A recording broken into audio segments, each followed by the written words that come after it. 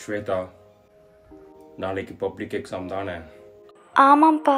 இங்கே பாரு ஸ்வேதா, படிப்பு தான் முக்கியம். படிப்பு மட்டும்தான் முக்கியம். எல்லா சப்ஜெக்ட்லையும் நீ 100 out of 100 வாங்குற, வாங்கியே தீர்ற. புரியுதா? நீ கண்டிப்பாக டாக்டர் ஆகணும். எங்கேயாவது மார்க் கம்மியாச்சுன்னு வச்சுக்கோ, ஏன் என்னெல்லாம் உன் சொந்தக்காரங்க கிட்ட பக்கத்து வீட்டுக்காரங்கிட்டலாம் பேசிட்டு இருக்க முடியாது. அடி மரணடி விழுந்துடும். புரியுதல்ல? கண்டிப்பா 100 out of 100 எல்லா சப்ஜெக்ட்லயும் வந்தே ஆகணும். இப்ப நைட்டு 11 மணி வரைக்கும் உட்காந்து படிக்கிற, அடுத்த நாள் காலைல 3 மணிக்கு எழுந்திரிச்சு உட்காந்து படிக்கிற.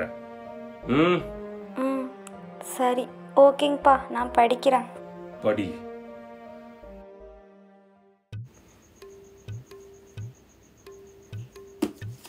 என்ன பீஸு, நாளைக்கு பப்ளிக் எக்ஸாமா? ஆமாப்பா. சரி சரி, நல்லா படி பீஸு.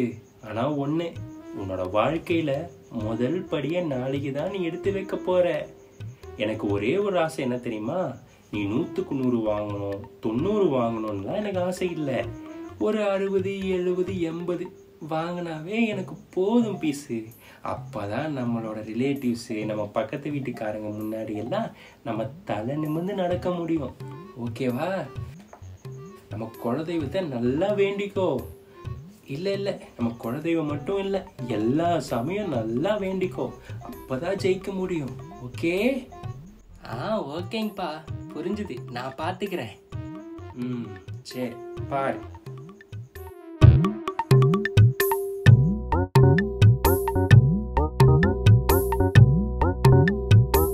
சாமி கடவுளே, நான் உங்ககிட்ட எங்கள் அப்பா சொன்ன மாதிரி வெறும் 70 மார்க்கு 80 மார்க்கு தான் கேட்குறேன். அதை எப்படியாவது என்னை எடுக்க வச்சிருங்க.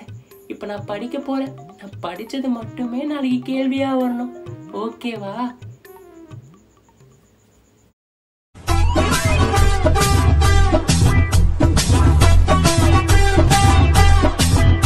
எதுக்கு மீஸ் இப்படி பார்க்குது?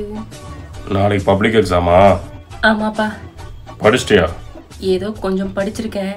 இங்கே பாரு புட்டா, எனக்கு இனி 100க்கு 100 எடுக்கணும், இல்லை 80, 70 மார்க் எடுக்கணுன்ட்டெல்லாம் எனக்கு எதுவும் கிடையாது. என்னை பொறுத்த வரைக்கும் உனக்கு அறிவு வளரணும். எல்லாரும் பண்ணுற மாதிரி இந்த புக்கில் இருக்கிறத அப்படியே மனப்பாடம் பண்ணிட்டு போய் எக்ஸாமில் வாந்தி எடுக்கிற பேச்சுக்கே இங்கே இடம் கிடையாது. நீ என்ன எக்ஸாமில் எழுதுறியோ அது முழுசாக உனக்கு புரிஞ்சிருக்கணும். புரியுதா என்ன சொல்கிறேன்னு? உனக்கு எதுவுமே புரியாமல் வெறும் மார்க் மட்டும் எடுத்து என்ன பிரயோஜனம்? நீ புரிஞ்சு படித்தாதான் உனக்கு அறிவு வளரும். அறிவு வளர்ந்தாதான் நீ ஃப்யூச்சரில் பெரிய ஆளாவ. உனக்கு அறிவு வளர்ந்து நீ 100க்கு 100 எடுத்தாலும் சரி, இல்லை 80, 70 எடுத்தாலும் சரி, ஏன் ஃபெயிலாக போனாலும் சரி, எனக்கு அதை பற்றியெல்லாம் கவலை இல்லை. உன் சொந்தக்காரங்க அது பேசுவாங்க, பக்கத்து வீட்டுக்காரங்க இது பேசுவாங்க, அதெல்லாம் 1008 பேசுவாங்க. என்னை பொறுத்த வரைக்கும் நீ புரிஞ்சு படிக்கணும், உனக்கு அறிவு வளரணும். ஓகே? ஓகேப்பா, சூப்பர். போய் படி. என்ன மீஸ் எனக்கு இவ்வளோ அறிவாக பேசுது? எது? இதை படிக்க போகிறேன்ப்பா. போ போ போ. A few moments later. இரு, முதல்ல நாளைக்கு என்ன எக்ஸாம்னு கன்ஃபார்ம் பண்ணிக்கணும். இல்லாட்டி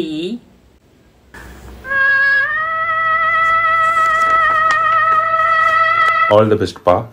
சார், என்னடா கொஸ்டின் பேப்பரை மாற்றி கொடுத்துட்டீங்கன்னு நினைக்கிறேன். எல்லாமே தமிழில் இருக்கு. இன்னைக்கு இங்கிலீஷ் எக்ஸாம் தானே? எது? டேய், உனக்கு இன்னைக்கு தமிழ் எக்ஸாம்டா. என்னதே? கன்ஃபார்ம் பண்ணிட்டு தான் மற்ற வேலையை. இங்கே இந்த டைரி.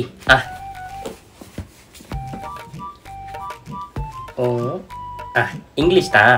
அப்போ ஓகே. டேய், என்னடா பண்ற? பப்ளிக் எக்ஸாம் படிக்க போறடா. அது ஏன் நோட்ரா? இந்தா வச்சுக்கோ. இதுலயே எனக்கு ரிசல்ட் தெரிஞ்சிச்சுடா புட்டா. என்ஜாய். சரி விட்றா, பை த மிஸ்டேக் ஆயிடுச்சு. அதுக்கு போய் உடனே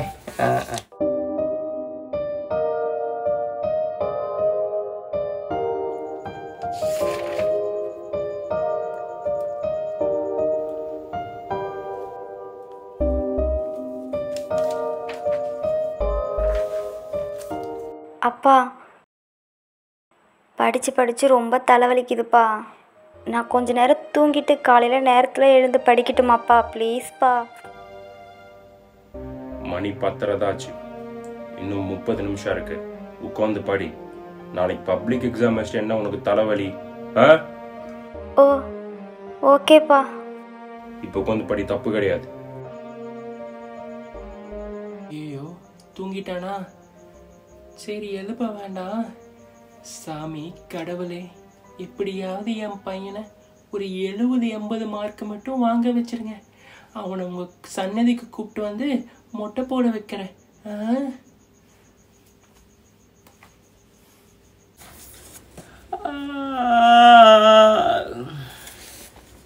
டேய், மணி 10:30 இன்னும் என்னடா படிச்சுட்டு இருக்க? போய் தூங்குடா, காலைல படிப்பியாமா? ஓகேப்பா, good night. The next day. இந்த எக்ஸாமுக்கு தான் மீச சொன்னதுனால கொஞ்சம் நல்லாவே படிச்சுட்டு வந்த மாதிரி எனக்கு ஒரு ஃபீலிங்காக இருக்கு.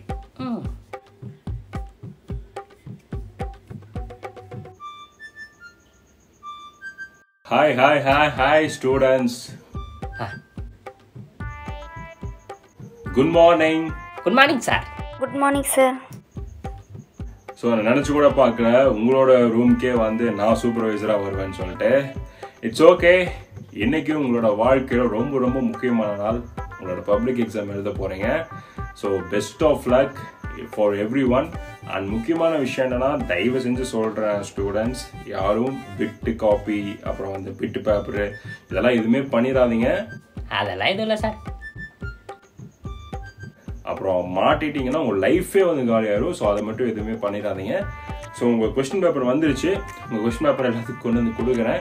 ஸோ நல்லா பார்த்துட்டு உங்கள் ஆன்சர்ஸ் எழுதாதீங்க. ஓகே, கொஸ்டின் பேப்பர் கொண்டு வரேன். Shweta, all the best. Thank you sir. Please, all the very best. Thank you sir. நான் புட்டா, ஆல் தி பெஸ்ட். நல்லா எழுது. Thank you sir. Okay students, question பேப்பரை once or twice or thrice நல்லா வந்து படிச்சு பாருங்க. நீங்க படிச்ச கேள்வி தான் வந்து கேட்டிருக்காங்களா இல்லை கொஸ்டின் வந்து ட்விஸ்ட் பண்ணி கேட்டிருக்காங்கன்னு சொல்லி நல்லா வந்து கவனிச்சு படிச்சுட்டு சூப்பரா எழுதுங்க. ஓகே, ஆஹா, நம்ம பச்சதெல்லாம் வந்திருக்குடே. ஐயோ, இந்த 5 மார்க் தெரியாதே. 100 out of 100 வராது போலையே. நேற்று படிச்சது மட்டும் தான் கேட்டிருக்காங்க. யாரு கொஸ்டின் பேப்பர் எடுத்தாங்களோ தெரியல. 100 ஆண்டு காலம் வாழ்க, நோய் நொடி இல்லாமல் வளர்க. தேங்க்யூ. ஐயோ, இப்போ என்ன பண்ணுறது?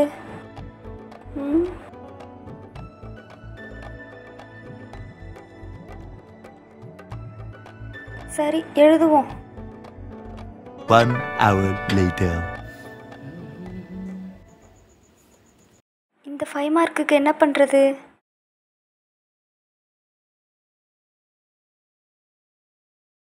வேற வழி இல்லை.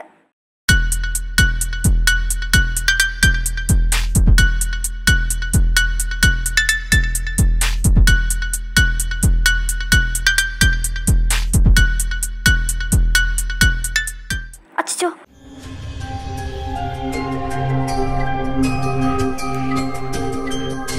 ஏய் எவன்டா அவன்? பப்ளிக் எக்ஸாமுக்கு பிட்டு பேப்பர் எடுத்து வந்திருக்குது. எவன்டா அவன் பப்ளிக் எக்ஸாமுக்கு விட்டு கொண்டு வந்தது? பாரு, எவன் பிட்டு பேப்பர் கொண்டு வந்தியோ ஒழுங்கா எந்திரிச்சு நின்று நானா கண்டுபிடிச்சா லைஃபே க்ளோஸ் ஆயிடும். சீக்கிரம் எந்திரிச்சிரு. எவனா இருந்தாலும் எந்திரிச்சிரு. யாரா பிட்டு பேப்பர் எடுத்து வந்து எந்திரிங்க முதல்ல. சார் நான் தான் சார். நீயா? சார் சாரிங்க சார். ஐயோ, ஏன்னா அறிவில்ல, சோத்த தானே திங்கிற. பப்ளிக் எக்ஸாம் பிட்டு பேப்பர் எடுத்து வந்திருக்க. இல்ல ஸ்கூல் டெஸ்ட் அவனுக்கு படிக்க வைக்கலையா அவனுக்கு? எவனாவது கொண்டு வரானா பப்ளிக் எக்ஸாம் பிட்டு பேப்பரு? நல்ல வேலை நான் வந்த. வேற எவ்வளவு சூப்பர்வைசரா வந்து வச்சுக்கேன், உன் லைஃப் என்ன காலியா இருக்கு. அறிவு இல்ல. பாரு, இதுதான் லாஸ்ட். எங்கேயாவது நீ பண்ண. ஓகே சார், இனிமேல் இப்படி பண்ண மாட்டேங்க சார். இதே ஃபர்ஸ்ட் அண்ட் லாஸ்டா இருக்குங்க சார். மன்னிச்சுக்கோங்க சார். உட்கார்ந்து எழுதுடா. சரி, தேங்க்யூ சார். என்ன இப்படி வலிக்குது? புட்டா, ஐம் சாரி புட்டா. எழுது ஒன்றும் பிரச்சனை இல்லை, வலிக்கலாம் இல்லை, நீ எழுது.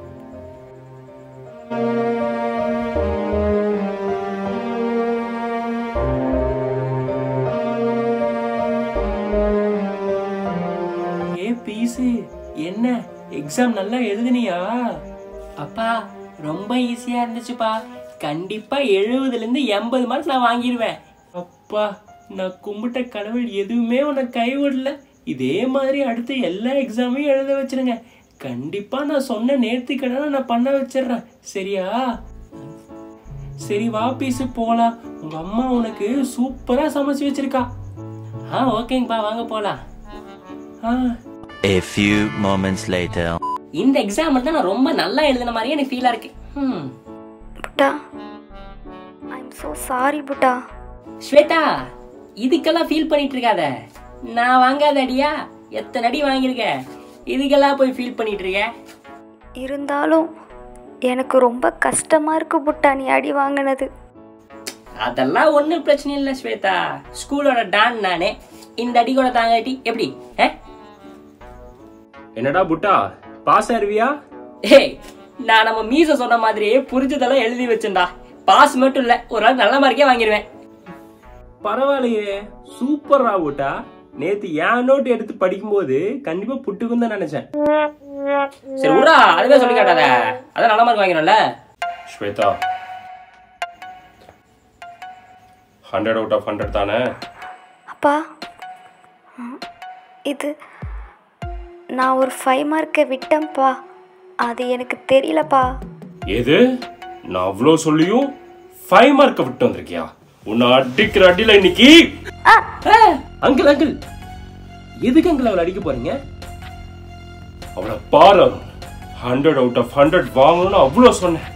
5 மார்க்கை விட்டு வந்திருக்கா. மார்க்கு தானே அங்கிள், போனா போயிட்டு அதுக்காக அடிக்கிறீங்க. என்ன நீ லூசு மாதிரி பேசிட்டு இருக்க? எஜுகேஷன் ரொம்ப முக்கியம். எஜுகேஷன் இல்லாட்டி ஒண்ணுமே பண்ண முடியாது. அங்கிள், நீங்க தான் அங்கிள் லூசு மாதிரி பேசிட்டு இருக்கீங்க.